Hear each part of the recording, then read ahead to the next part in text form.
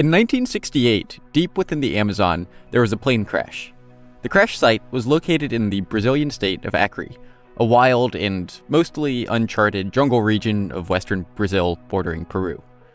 Aboard this doomed plane were 12 Brazilian government officials who, miraculously, managed to survive the impact. But their troubles were far from over.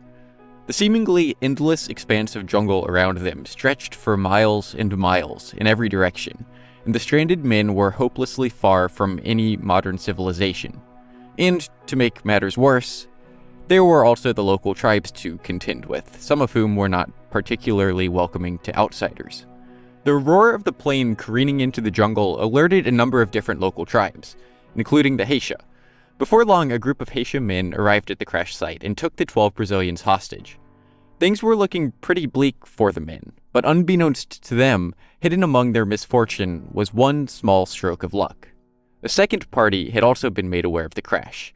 Tatanka Nara, chieftain of the Uga Mangalala tribe, and his intentions, it would seem, were a little bit more benevolent than that of the Haisha. A short while after the 12 men were captured, Tatanka Nara arrived on scene.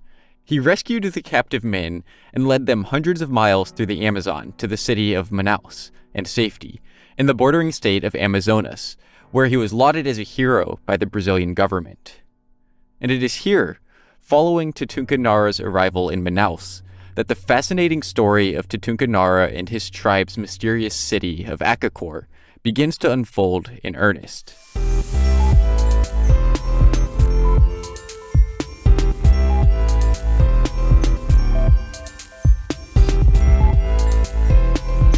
This is Simply Strange, the podcast where anything spooky, weird, and goosebump-inducing is fair game.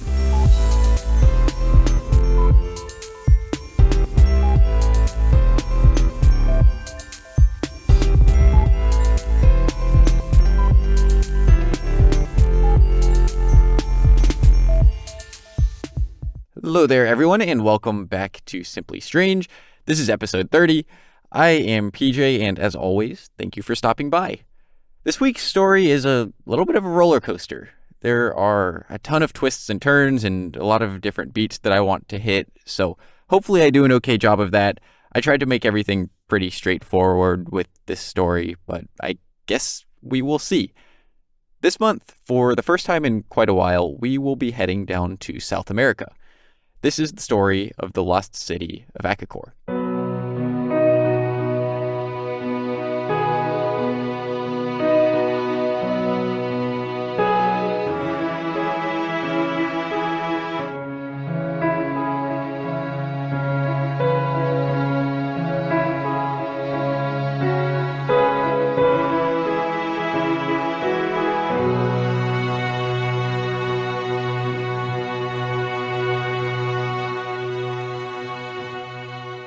When Tatanka Nara emerged from the jungle and arrived in the city of Manaus, he immediately fascinated the Brazilians.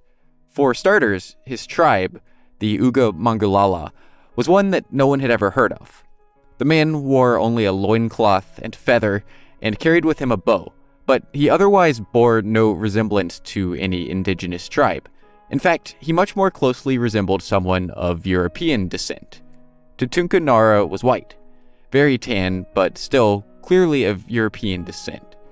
He had sharp features, long dark hair, and brown eyes, and he spoke broken German and a little bit of Portuguese, but also a number of different indigenous languages local to the upper reaches of the Amazon.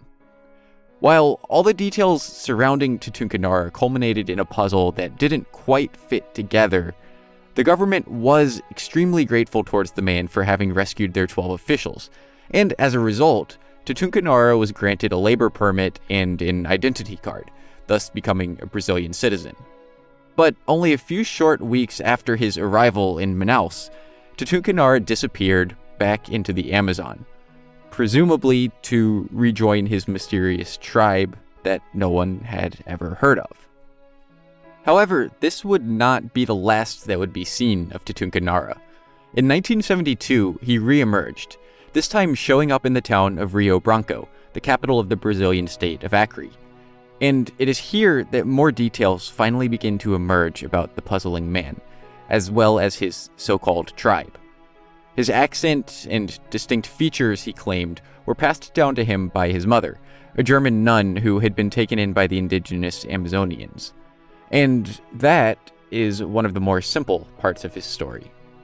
Where things begin to get truly fascinating is with the emergence of further details about his tribe, the Uga Mangulala, and their home, the underground city of Akakor, hidden away deep in the Amazon. During his second tenure in Brazil, Tatanka Nara's outlandish stories caught the attention of a German journalist living in Rio de Janeiro, a man by the name of Karl Brugger. Brugger was fascinated by the tale of Akakor, but also, understandably, a little skeptical. He conferred with the Brazilian government, hoping to gain some level of clarity on the strange but fascinating man, and he was told of the rescue of the 12 officials who had crashed and been taken captive in the Amazon. Brugger was informed that Tatanka Nara was highly regarded and was vouched for by some very high-level members of the Brazilian government. So Brugger was convinced to hear him out, and over the coming years, he would have numerous meetings with Tatanka Nara, in which he recorded the tale of Akakor in painstaking detail, details that, in 1976, he compiled and published in a book called The Chronicle of Akakor. According to Tatanka Nara, the story of Akakor begins 15,000 years ago, when a race of white-skinned aliens suddenly showed up in South America aboard a fleet of golden airships. These aliens, recalled Nara, looked just like humans, only with one notable exception. They had 6 fingers on each hand.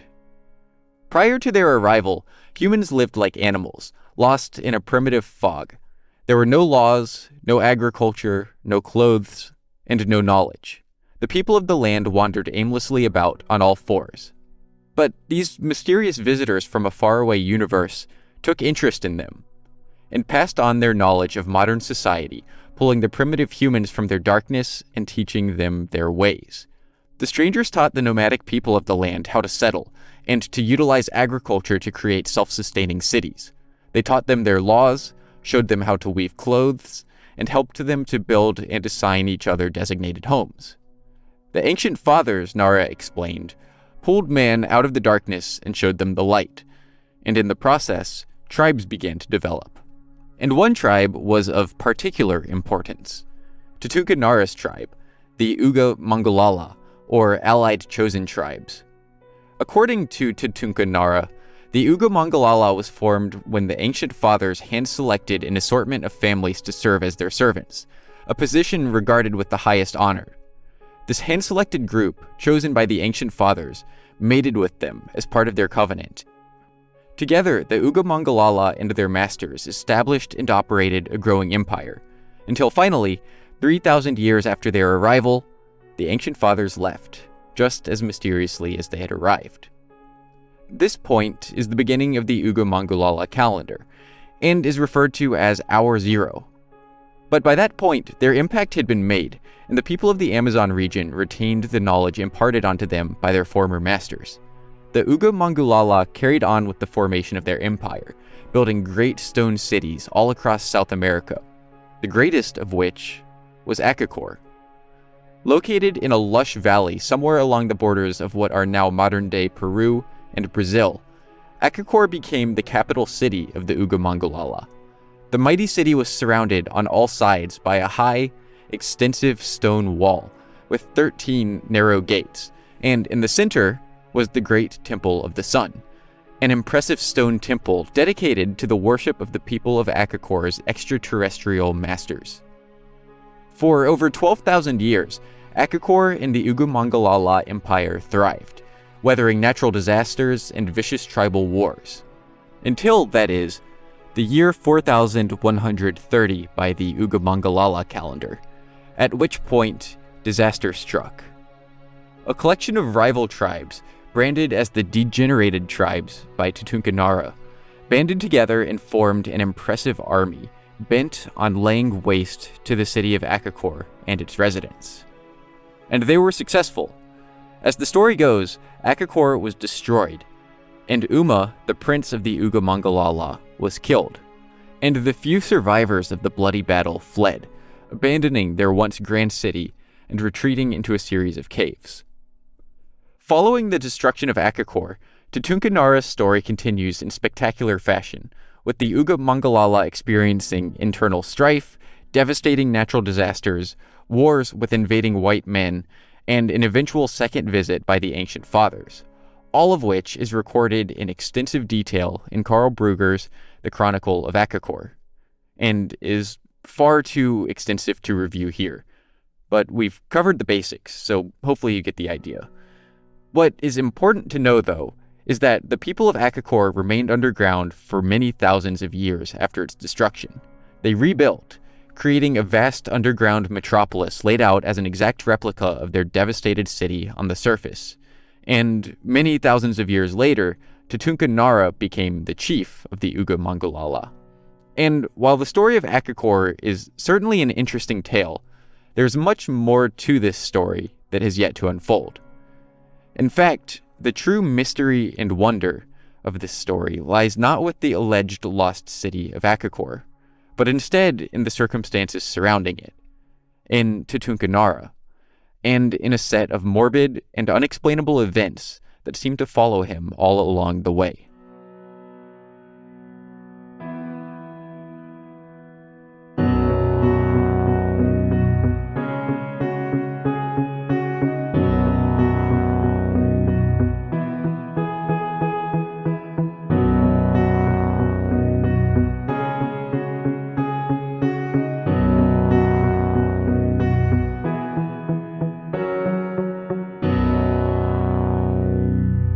Now, I do want to make sure that it's abundantly clear that all of this so far, the story of the lost underground city of Akakor, is as told by Tatanka Nara.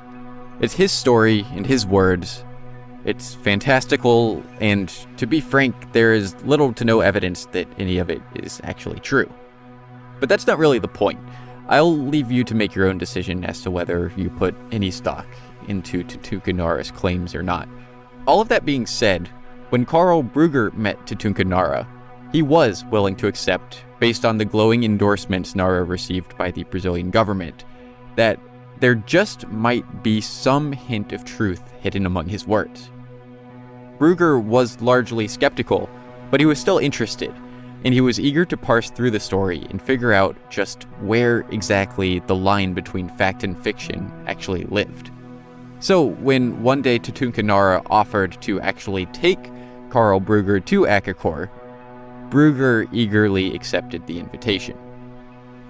In late 1972, Karl Brugger went on a journey with Tatanka Nara to try to find the mysterious city. Together, the two men, accompanied by a cameraman hired by Brugger, boarded a canoe and set out, cruising up the Rio Negro and deep into the Amazon on a small hired boat, with which they hauled an even smaller canoe with a motor strapped to the back for when the vast Rio Negro would eventually give way to small, difficult-to-navigate estuaries. The men packed light, or as light as they could at least, for the anticipated 6-week journey, bringing with them a collection of gear and supplies that included hammocks, mosquito nets, cooking utensils, clothes, medical supplies, and various weapons. And of course, an assortment of filming supplies to document their journey and the pot of gold at the end. For the first week or so, their trip went relatively smoothly. The Rio Negro is vast and calm, and their boat plodded along unimpeded by the dangers that lurk in the vast forest that surrounded them. But around 10 days in, the moment that Karl Brugger had been dreading arrived. The trio finally had to abandon the comfort of their hired boat for the dangers of tighter passageways and a cramped canoe. As time crawled forward, Brugger and his cameraman grew increasingly wary of the journey. The fear of what lurked ahead of them in the forest began to grow stronger, and their doubts about their leader grew stronger with it. Where was Tatanka Nara taking them? Or did he even know? By October 13th, Brugger was seriously considering turning around and abandoning the mission. And then, something happened that made the decision for him. The trio found themselves bracing against their vessel as they desperately fought to navigate their shuddering canoe through a particularly gnarly series of rapids. To their relief, the men did manage to weather the worst of it. The narrow, foliage-enclosed stream began to calm, and they were lulled into a false sense of safety. And, just as they were, tragedy struck. The canoe got caught in an eddy, whipping it around, and before its occupants even had a chance to react, it capsized, launching the 3 men and all of their supplies into the river. They scrambled, desperately trying to recover their quickly dispersing food and supplies, but ultimately, much of it was still lost. Half of their food and medical supplies, as well as all of their camera gear, was caught up and destroyed by the swiftly moving river. And this, at least for Karl Brugger, was the final straw. With insufficient supplies and no way of recording their findings if they ever found anything at all, he decided to turn around. So, the next day, he and his cameraman abandoned the mission. They took their canoe and returned to the city of Manaus, from which they had initially departed. They, however, would not be joined by Tatanka Nara. As his 2 companions departed in one direction, Tatanka Nara carried on in the opposite one. He donned the traditional garb of his people, a loincloth and war paint, and he disappeared into the Amazon, taking a footpath to his people's underground dwelling. After that day, when Tatanka Nara disappeared into the depths of the Amazon, and Karl Brugger departed by water in the opposite direction, the 2 never saw each other again. Or that's how the story goes, at least.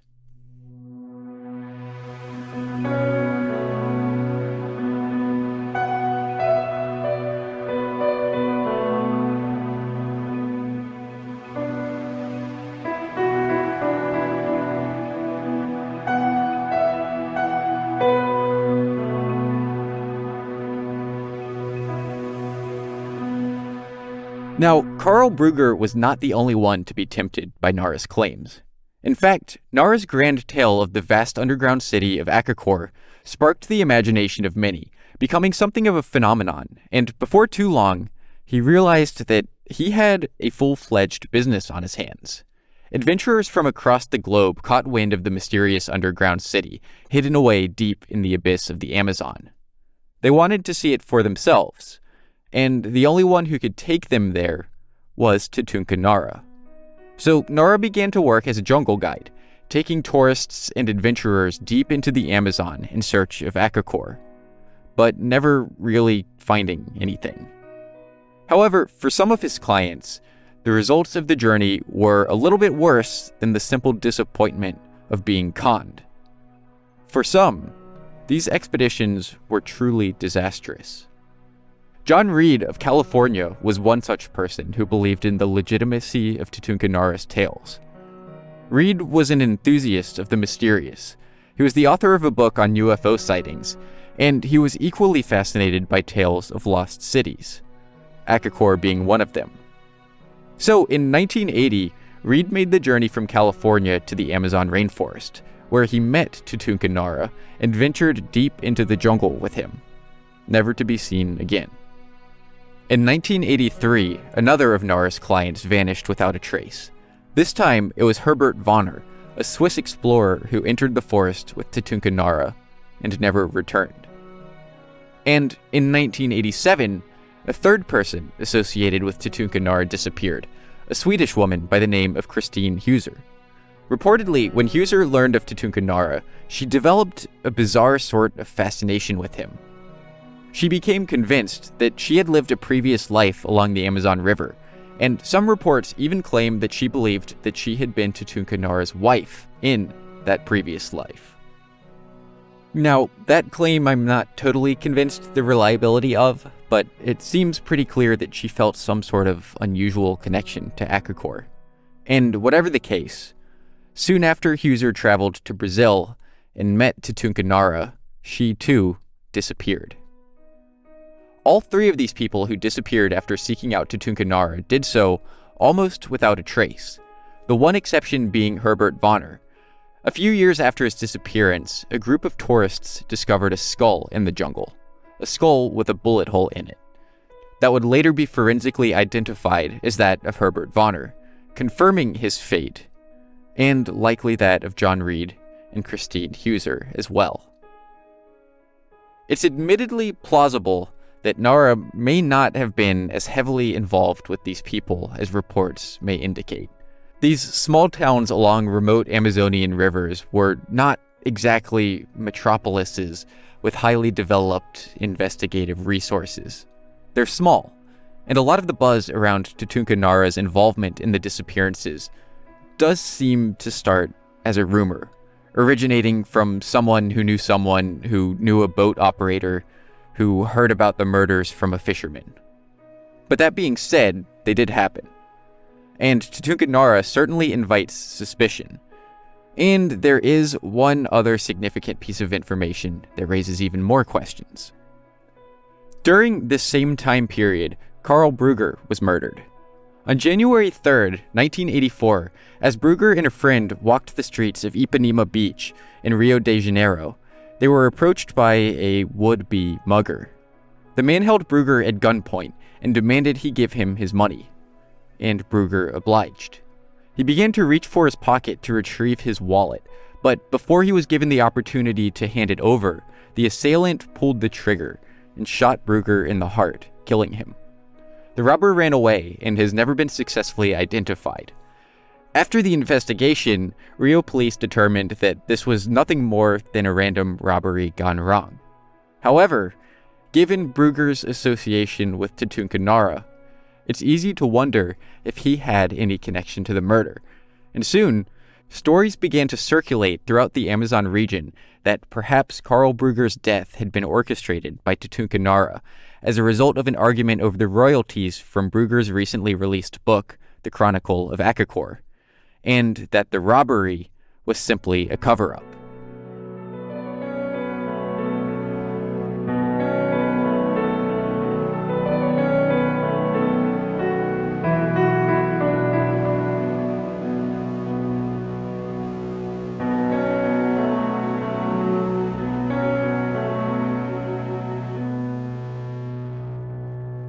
Unfortunately, the story of Tatanka Nara and the lost city of Akakor leaves us with more questions than answers.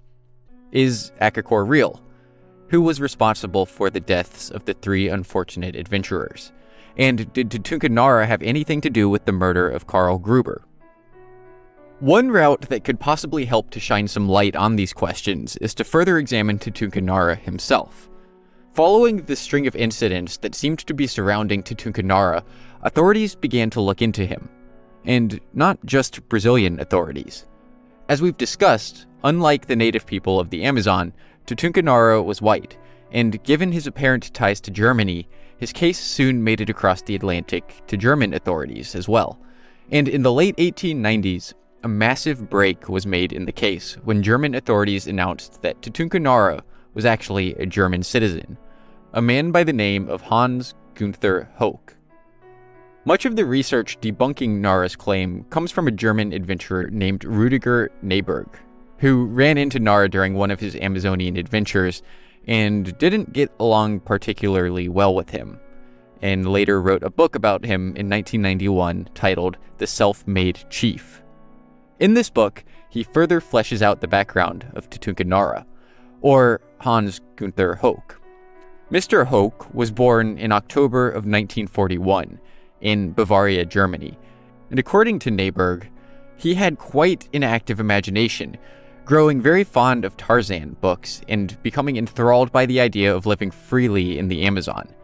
In 1966, he took a job aboard a freighter and attempted to jump ship in Venezuela, but was captured and brought back to Germany, where he was diagnosed as schizophrenic and eventually jailed for 3 months for failing to support his wife and kids. But this was just a speed bump, and about 3 years later, he tried again. He sailed to South America and jumped ship yet again, and this time he managed to make it to shore and to disappear into the Amazon. Then, as the story goes, Tatanka Nara emerged a couple of years later. So, if German authorities and Rüdiger Neberg are to be believed, then Tatanka Nara is certainly not to be believed, and Akakor is likely just a story that was blown up out of proportion by a very successful book chronicling its fascinating history. Or maybe there's a hint of truth in there somewhere. As for the deaths of the 3 adventurers, Nara has denied any involvement, claiming that Reed and Vonner refused to return from the jungle when he informed them that the tour was over and that it was time to return to town. And Heuser, he has stated, he last saw taking a boat downriver to the city of Manaus. But coming from a man who seems to have an overwhelming tendency to stretch the truth, who knows exactly what the fate of the unfortunate adventurers was. The vast and dangerous expanses of the Amazon make for a very difficult investigation, and whatever evidence may be hidden there likely will never be found. And Nara's connection to the deaths of the three adventurers and to Karl Brugger's murder remains something of a mystery. The answer, hidden by deceit, a difficult investigation, and 2 million square miles of rainforest.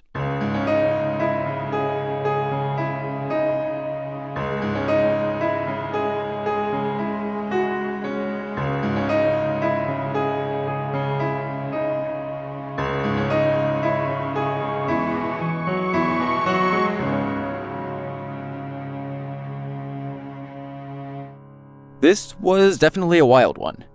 If you want to learn more about the story and the lore behind Akakor, I would definitely recommend checking out Karl Brugger's book that I mentioned earlier, The Chronicle of Akakor.